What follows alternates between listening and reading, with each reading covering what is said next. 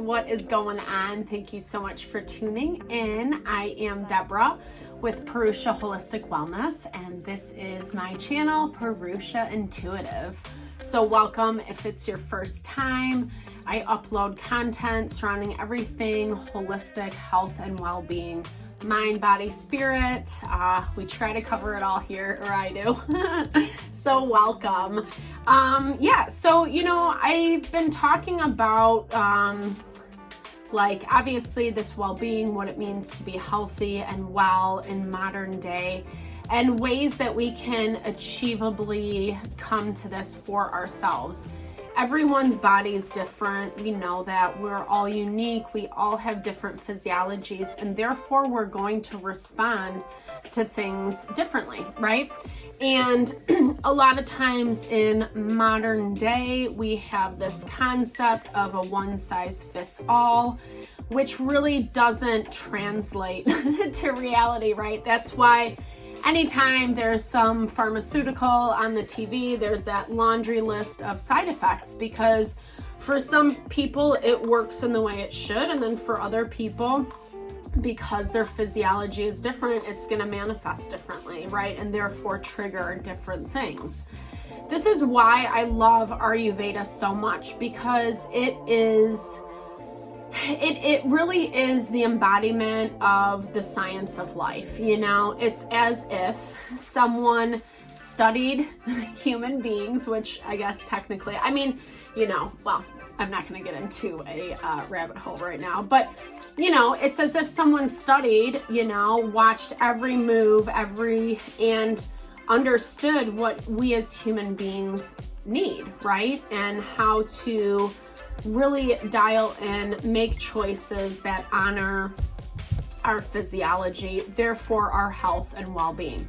So obviously this looks way different modern day than what it did 5,000-6,000 years ago when Ayurveda first came on the scene. But I think what's really cool about the principles of Ayurveda is they truly are timeless, right? So the concepts are universal. They are kind of like a formula, mathematical formula, that if you plug in the different components to the equation, you will end up with an answer, right? And I touched on how Ayurveda breaks everything down into the 5 elements. There is this concept of what is called Purusha. Does that sound familiar? Purusha is our unmanifest potential. It's kind of like the possibility that's swirling around in the ethers, so to speak, and it needs something to bring it into form, into manifestation, into being, is what I'm saying by that. So, and that actually happens through prana. Prana is the breath of life. It is what takes the unmanifest and brings it into manifest. And when we look at health and wellness in this way, understanding the 5 different elements, how they break down, what parts of the body they govern, Ayurveda even breaks it down further into the doshas, Vata, Pitta, Kapha. They each embody certain aspects of the 5 different elements. You can look into that a little bit deeper. I'm sure I'll upload a video on that in the future. I probably should. But, I kind of want to start with the topical layer, right? And I think that it is easy, when we think about a substance, right? Let's take the coffee cup and its quality.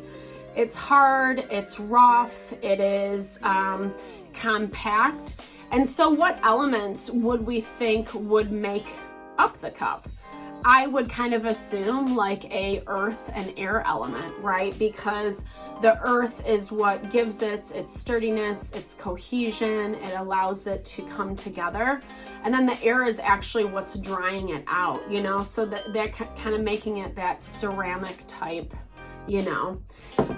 And so in my opinion, what I think is so valuable is that Ayurveda actually, when we look at life through this lens of the 5 elements, it makes healing, health, wellness the choices that we make around that super easy, right? Because anytime we're trying to counteract something in our physiology, like we're overheated. This is my favorite. I end up in this boat often.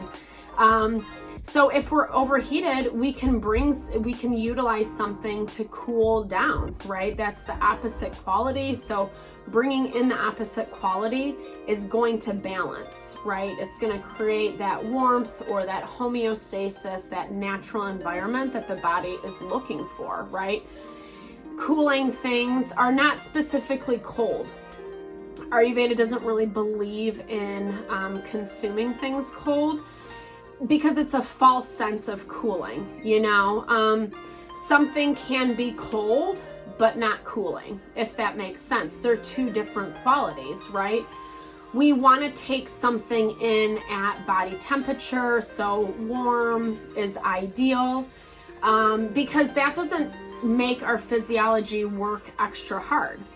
But like I said, there are things that are cooling, like coconut oil, coconut water, aloe vera is what I was going to say, aloe vera juice, milk even. Dairy products are known to cool. If you ever think of how in Indian cuisine, anything spicy often gets served with what is called a lassi, a digestive lassi, which is basically yogurt, right, to cool down that inner heat. So like I said, when we kind of have this perspective of health and wellness through the lens of the 5 elements, it allows us to make decisions and kind of like diagnose, right, our own physiology and give it what it's asking for. It makes health and wellness way easier. The challenge around this is we do have to be aware, right, of what is going on in our physiology. And so often modern days, we're really taught to disconnect. This can come into play with that concept of the magic pill, the quick fix, the Band-Aid type thing, which is heavily promoted in Western medicine. No shade, you know, there's a lot of value that comes with the advancements of science and technology and the medical industry, you know, but it's also, you know, kind of playing it against like the realities of our physiology, of how we're made. And Ayurveda believes that everything is consciousness. Remember that Purusha, that unmanifest potential that can be brought into being through the prana in order to give birth to life, right? And when we think about it in that way, we end up taking the whole into account, right? Not just isolating what might look to be like the most potent form.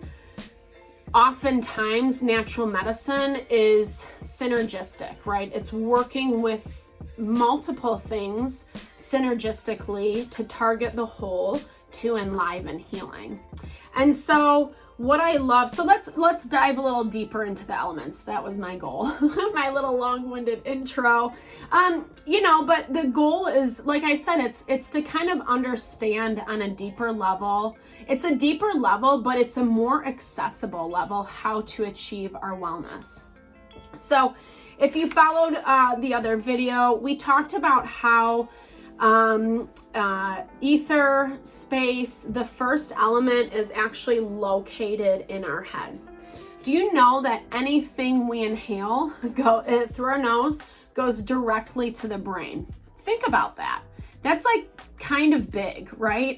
Think of all the things that we take in throughout the day that are affecting, essentially they go directly to the brain. They surpass the blood-brain barrier, and it gets transformed into our physiology.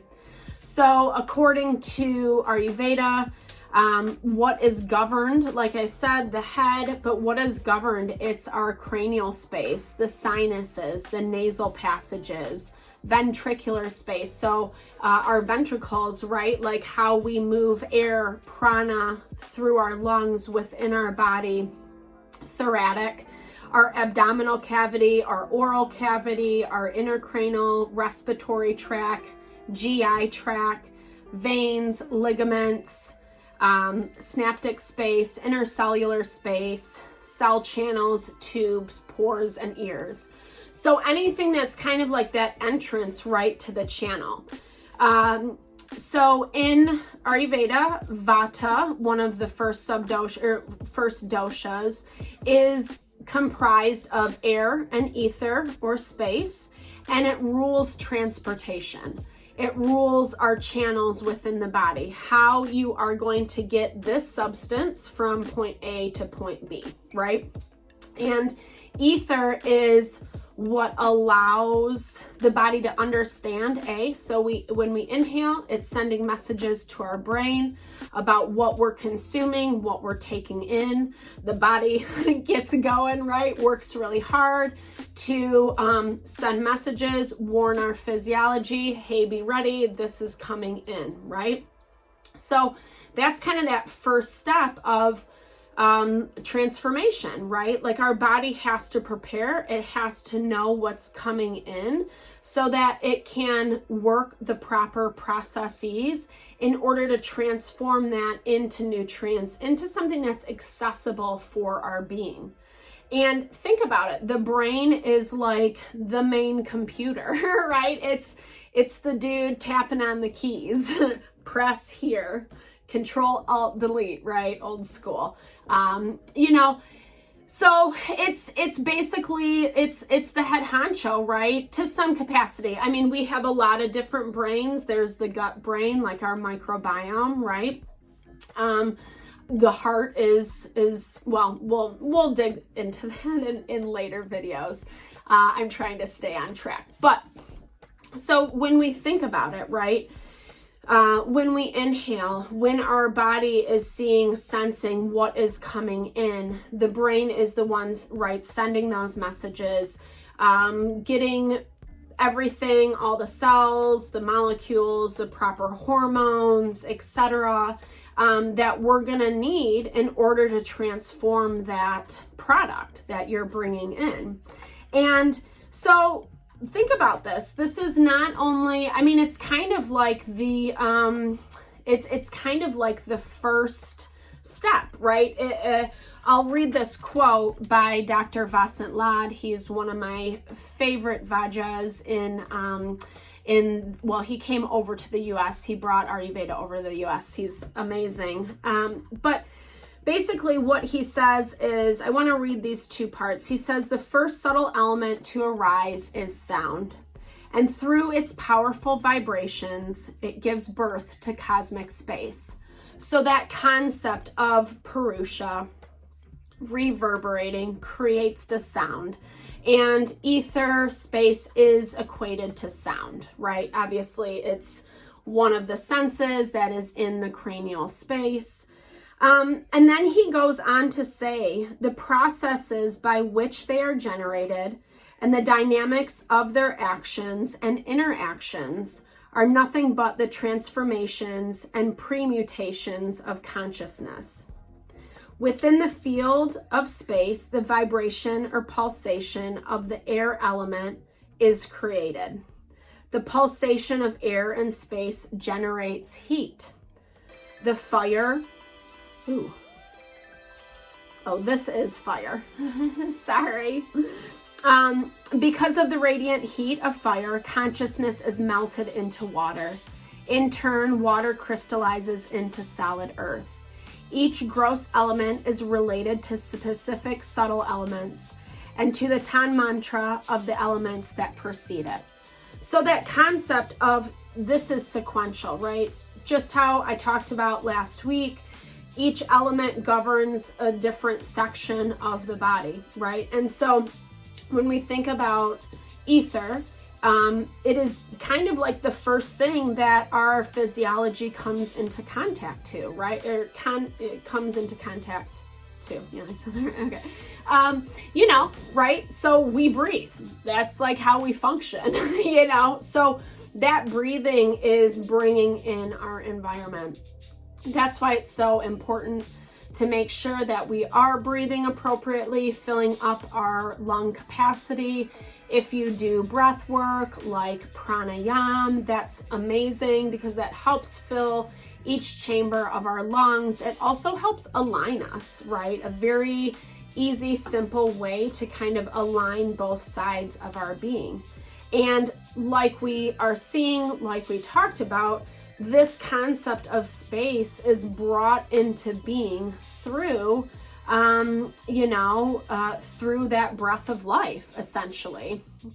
And if we think about how, ether, space is a very light, subtle quality. It's not something, it's something that we sense, but we don't necessarily see. It's not tangible per se. And that concept of consciousness, the level of clarity as to which our consciousness has, it's all going to be regulated by, again, what we're taking into our environment. And yes, so ether is governed by sound because it is the first manifestation of vibration. But think of it, we do have the majority of our senses on our face, and those are what understand what kind of register that ether and transform it into something that makes sense to us, right? Depending on our situation, our circumstances, where we live, what kind of environment we live in, what is surrounding us, the people, places, things that we're kind of plugging into. All of those things are really going to dictate, kind of the quality of our health and well-being, because that is the first point of contact, right? Our ether, our head is the first point of contact for what we're manifesting. Like I said, that's why breath work is so important, because it helps align us. Meditation is huge. Specifically transcendental meditation, or any type of transcendental meditation. I know there's the there's the actual program of transcendental meditation. Sorry, I hope I'm saying that right.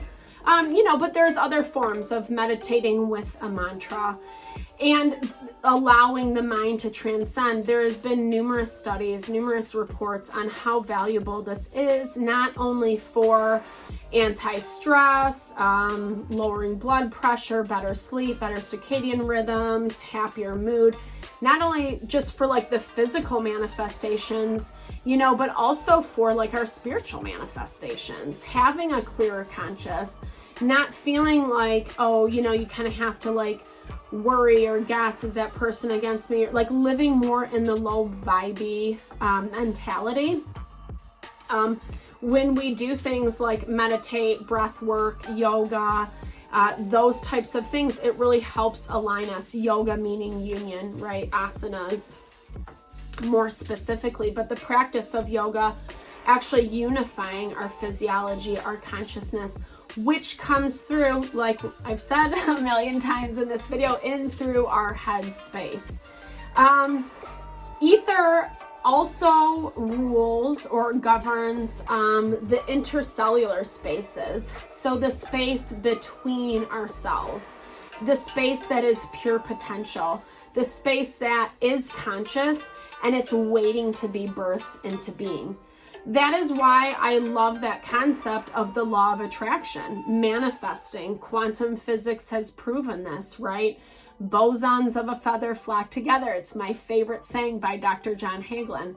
It talks about what our vibration is, what we want to manifest in our life. We're vibrating, we're putting it out there, and that's actually what's helping draw in, or that concept of like attracts like.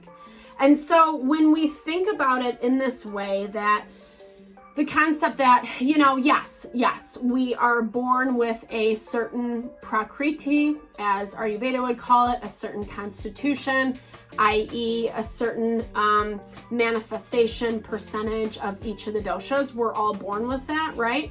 And that's cool. Some people are big, some people are small, some people are short, tall, blah, blah, blah, blah, blah, right?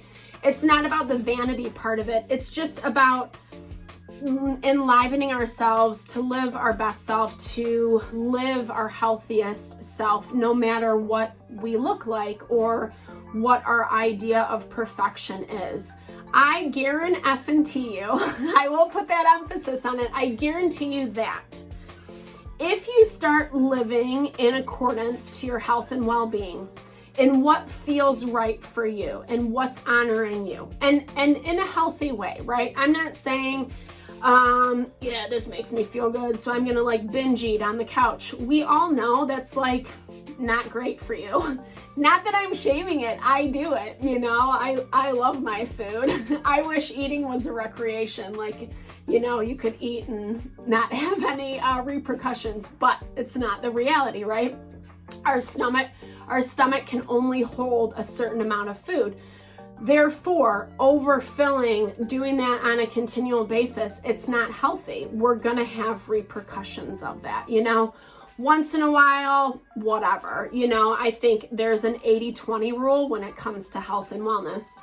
But what I'm trying to get at is I guarantee that if you treat your physiology in the way that it's asking for, if you tune in, listen in, give it what it wants, honor it, respect it, no matter what, you know, what you feel like your level of beauty is, you know, in society's standards, I guarantee that you will actually feel beautiful, no matter how it compares. Sorry, this is a better way to say it. No matter how it compares to, like, you know, the popularized standard, because it, like, our soul, our consciousness, our physiology being all about enlivening, purifying our consciousness, honoring our body, mind, soul. When we do those things, you can't not help but love yourself. You know, you might still have your nitpicky things for sure, but the more conscious we become, the more aware we become, the more we realize that the superficiality is just that. It's skin deep, right? It is.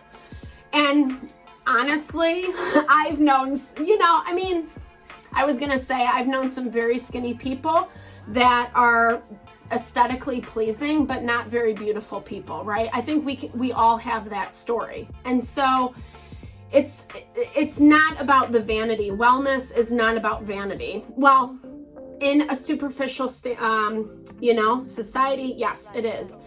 But true wellness from that concept of Ayurveda, or just what it means to honor our physiology, it's not about being a certain size, fitting into a certain thing. It's not about any of that, right? It's actually about loving ourselves, and we can't help but love ourselves when we're constantly honoring our body, when we're listening to what is highest and best, not trying to get away with, you know, not starving ourselves, forcing ourselves to these unrealistic standards, not overwhelming our body on the other side of things, over-consuming, overindulgence. That's why, whether we like it or not, the middle of the road is the highest and best, right? It's the balanced pathway, because that is actually what keeps us grounded in ourselves.